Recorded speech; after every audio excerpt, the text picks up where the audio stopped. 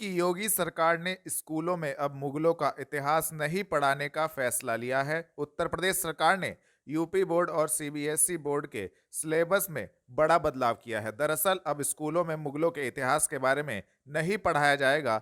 नए शैक्षिक सत्र 2023-24 में 12वीं में पढ़ाई जाने वाली इतिहास की किताब में से मुगल चैप्टर हटा दिया गया है। इसके अलावा 11वीं की किताब में से भी इस्लाम का उदय, संस्कृतियों में टकराव, औद्योगिक क्रांति, समय की शुरुआत जैसे चैप्टर हटा दिए गए हैं। नए शैक्षिक सत्र 2023-24 में इंटरमीडिएट में पढ़ाई जाने वाली इतिहास की किताब में भारतीय इतिहास के कुछ विषय, द्वितीय से शासक और मुगल दरबार को हटाया गया है। इसी के साथ नागरिक शास्त्र की किताब से अमेरिकी वर्चस्व और शीत युद्ध का पाठ भी हटाया गया है। बता दें कि यूपी सरकार का यह फैसला शैक्षिक सत्र 2023-24 में लागू किया जा रहा है। इतिहास की किताब के अलावा अन्य विषयों में भी बदलाव देखने को मिला है। सबसे पहले 12वीं के सिलेबस के बारे में बात करते हैं, जिसमें इतिहास की किताब से मुगलों के इतिहास को हटा दिया गया है। पहले 12वीं की इतिहास की किताब में भारतीय इतिहास के कुछ विषय द्वितीय से